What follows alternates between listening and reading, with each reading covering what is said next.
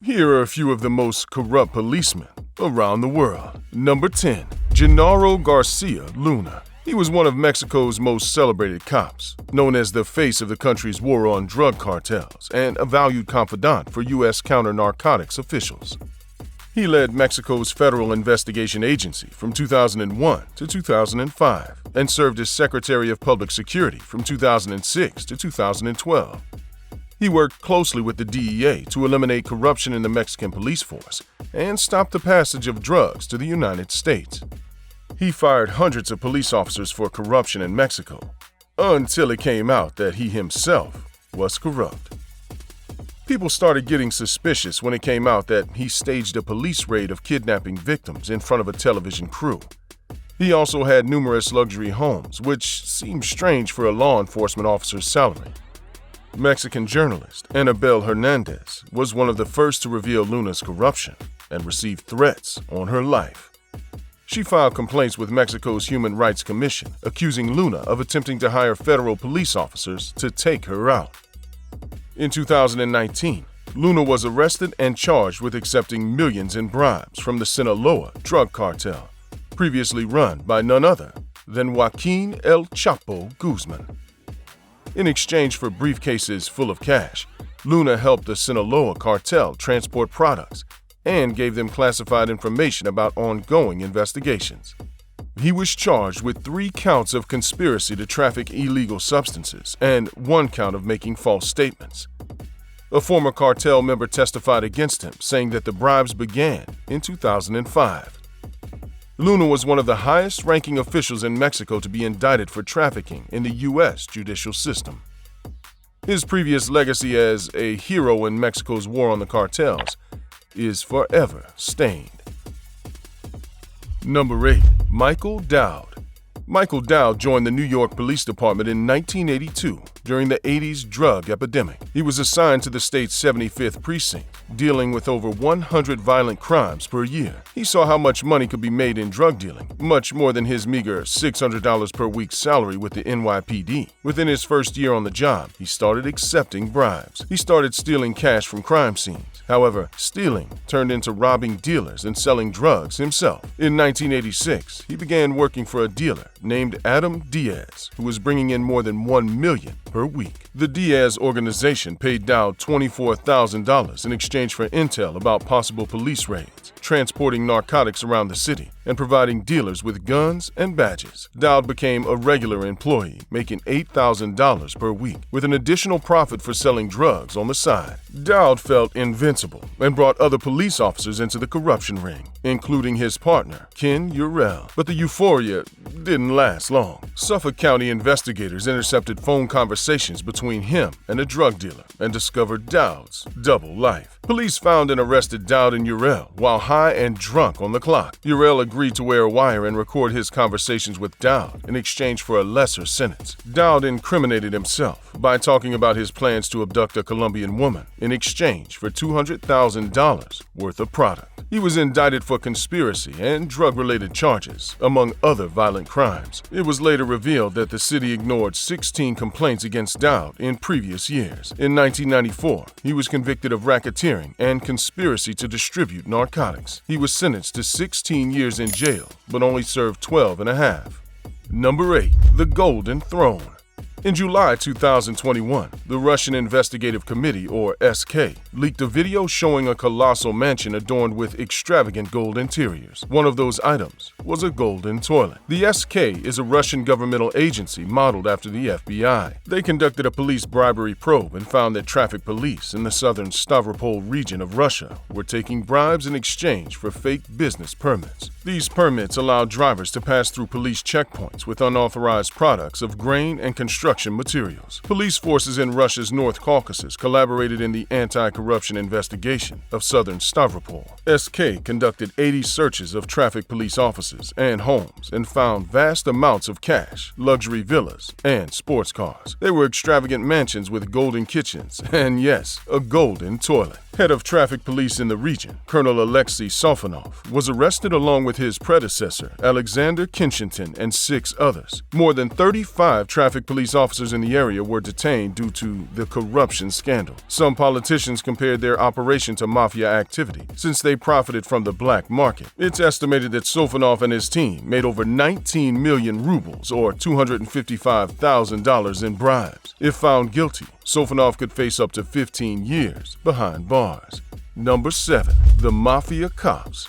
When the 5 families of the American Mafia ran New York City in the 1980s and 90s, they did so with the help of 2 NYPD officers. These 2 police officers, Stephen Caracappa and Louis Eppolito, worked primarily for the Lucchese and Gambino crime families and became known as Mafia Cops. Caracappa worked in Brooklyn's organized crime unit and then as a private investigator until he retired in the 1990s. Eppolito had family members in the Gambino crime family, but when he interviewed for the NYPD, he falsely claimed that he had no relation to the infamous mobsters. In 1983, Eppolito was suspected and cleared of forwarding classified NYPD intel to a Gambino relative. By 1985, the federal government was aware of Caracappa and Eppolito's involvement in organized crime in New York City. Both officers used illegal methods in conducting their police work. According to Mafia underboss Anthony Gaspipe Casso of the Lucchese family, he and mob boss Vittorio Vic Amuso paid the officers $375,000 in bribes dating back to 1985. They also paid Caracappa and Eppolito to kidnap a member of the Gambino family as revenge for an attempted hit on Casso. Caracappa and Eppolito then took the life of a member of the Lucchese family, who Casso suspected was an informant. Casso then ordered them to take out Gambino member Eddie Lino in retaliation for the passing of Paul Castellano. When the Mafia families were indicted in the mid-1990s, Caracappa and Eppolito conveniently retired to Las Vegas, but remained involved in organized crime. Casso hired them to carry out a hit on the new head of the Gambino family, John Gotti, but the plan failed. There was another plan to take out Lucchese family underboss Stephen Crea and Gambino family underboss Salvatore Sammy the Bull Gravano. Gravano entered the witness protection program but was later arrested for drug trafficking before Caracappa and Eppolito could get to him. After a long investigation, the Mafia Cops were arrested in 2005 and charged with racketeering, obstruction of justice, extortion, and 8 counts of murder. Eppolito was sentenced to life imprisonment plus 100 years, and Caracappa was sentenced to life plus 80 years. Both passed away in prison. Number 6. DMITRY ZAKHARCHENKO. In Russia, an anti-corruption police officer was jailed for possessing more than 139 million in cash bribes. Colonel Dmitry Zakharchenko was the deputy chief for the General Directorate of Economic Security and Anti-Corruption at Russia's Ministry of Foreign Affairs. Then, he was found with 19 billion rubles worth of foreign currency at his properties in Moscow. The final bribe that took him down involved a seafood restaurant called La Mer, which faced health violations and failed inspections. Owner Mehdi Daus scheduled a meeting with Zakharchenko where the colonel demanded 5 million, which was eventually reduced to 800,000 in exchange for overlooking violations and canceling inspections. A few years later, he and a friend returned to the restaurant demanding discounts of up to 50% and racked up $46,000 in savings. In 2016, he further abused his power by warning a finance friend about incoming police searches to her property for tax evasion investigations. Zakharchenko was arrested and found guilty of accepting large-scale bribes and obstructing justice and was sentenced to 13 years in prison with a 1.8 million fine.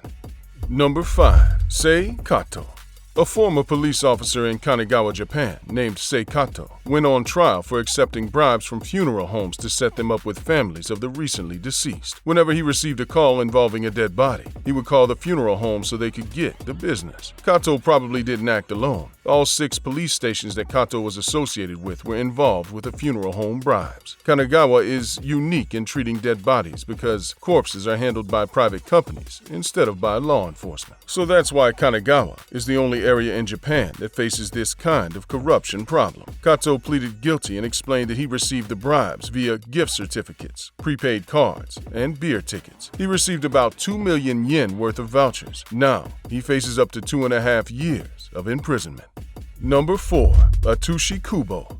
Kyoto, Japan is unique for its rich culture and history. All leadership positions in the city are prestigious. However, people still find ways to abuse their power. Kyoto police charged ATSUSHI KUBO with bribery after accepting bribes while in charge of the Kyoto City Children and Youth Support. While auditioning a preschool, KUBO was accused of accepting a gold watch valued at almost $4,000 from the chairman of an association that oversees preschool facilities. While investigating KUBO, police also found a koban in his possession. Kobans are oval-shaped gold coins once used as currency in Japan's history. Even though this type of currency has been phased out, these coins are still used as status symbols and portrayed in pop culture. Number 3. John Joseph Connolly, Jr. John Joseph Connolly Jr. was an FBI agent who was convicted of racketeering and obstruction of justice related to his partnership with the infamous James Whitey Bulger. During his FBI career, Connolly mainly focused on organized crime. He was praised for his performance and dressed the part, but he wasn't the good guy he claimed to be. While law enforcement officers were trying to imprison Bulger, Connolly protected him and Steve Flemmi from prosecution by letting them know when the cops were coming. In 2005, he was indicted for taking the lives of John B. Callahan and Roger Wheeler. Bulger and Flemmi apparently ordered the hits after Connolly told them classified information about imminent police investigations that could incriminate them. Over the years, Connolly received $230,000 from Bulger and Flemmi, but had to cut down his payments to avoid suspicion. In 2009, he was sentenced to 40 years in prison, but was granted a medical release at 81 years old in 2021. Physicians told the court that Connolly has about 1 year to live based on his diabetes and melanoma diagnosis.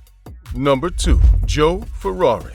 One day, Thai lawyer Citra Biebenkerd received a mysterious Facebook message from a junior police officer. It contained a link to security camera footage of a suspect being roughed up in police custody. Biebenkerd shared the video, and it went viral in Thailand. 6 police officers were quickly arrested in connection to the video. In the leaked security footage, Jirapong Thanapat, detained on suspicion of selling drugs, passed away while police tried to extort $82,000 from him. Some officers tried to resuscitate him, but it was too late. Rumors of Thanapat's death while in police custody were excused as a drug overdose, but the CCTV footage, with now over 5 million views, proved otherwise. The video was shocking and disturbing, but according to Biebenkerd, he had to share it with the public for one simple reason. Unless there's media attention and public outcry in Thailand, people don't investigate police crimes very quickly. The police chief involved, Colonel Thitisan Uthanofan, is thought to be the main offender. An investigation of his home revealed a huge estate with beautiful landscaping and several garages containing 29 luxury cars, hence his infamous new nickname, Joe Ferrari. His collection included a rare Lamborghini, a Ferrari, 4 Porsches, 6 Mercedes-Benz, 3 Audis, and a Bentley. Mr. Ferrari was accused of extortion and corruption and went on the run. All of Thailand looked for him until he eventually turned himself in to the police. Ferrari came from a modest family and had a meager $1,700 per month salary, nowhere near enough to afford all his luxury cars. But no one would have questioned it if not for the criminal case. He spent most of his career policing the illicit drug market and confiscating illegal luxury car imports. In the past decade, Mr. Ferrari seized 410 cars and received a cut of their sale price at auction, amounting to about $24 million. The video shocked the Thai public and encouraged them to call for police reform. Ferrari said he never intended to harm the suspect. He was charged with Thanapat's passing, deprivation of liberty,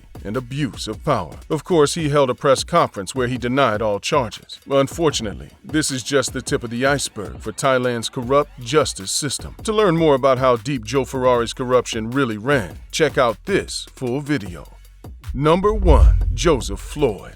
In 2012, Florida policeman Major Joseph Floyd of Crestview Police Department in Florida was indicted for harassing colleagues, forcing other officers to hurt suspects, forging incident reports, altering testimonies, soliciting certain favors from town residents, roughing up handcuffed suspects and prisoners, intimidating community members, and purposefully crashing his car into a pregnant woman's vehicle. The list goes on. Floyd joined the Crestview Police Force in 2007, despite abusing his power for more than a decade in other police forces. Before he became a policeman, he was arrested for battery, disorderly conduct, and assaulting a law enforcement agent. He was put in charge of the Crestview Street Crimes Unit, responsible for investigating drugs and gangs. His corruption began as soon as he took the job. He used excessive force whenever he got the opportunity and encouraged other officers to do the same. One time, He planted evidence on a suspect and charged him with possession. He also name-called and harassed female officers. One woman was so afraid of Floyd that she refused to press charges, fearing for her own safety. He staged drug busts for small quantities of marijuana for media attention and encouraged officers to plant drugs to get more prisoners in trouble. Officers were threatened with termination or demotion if they didn't follow his orders. He bragged about what he did to suspects and prisoners. He repeatedly told other officers that he didn't care about people's civil rights. Thankfully, he was sentenced to prison for 12 years in 2013. Unfortunately, this is hardly rare for Florida law enforcement. Many police officers who are under investigation for similar investigations are allowed to stay on the police force or even given second chances if convicted. In fact, this made up about 2% of all employed officers in Florida since 1988. Click to watch one of these next videos and let us know in the comments section whether or not you feel your local police department is corrupt.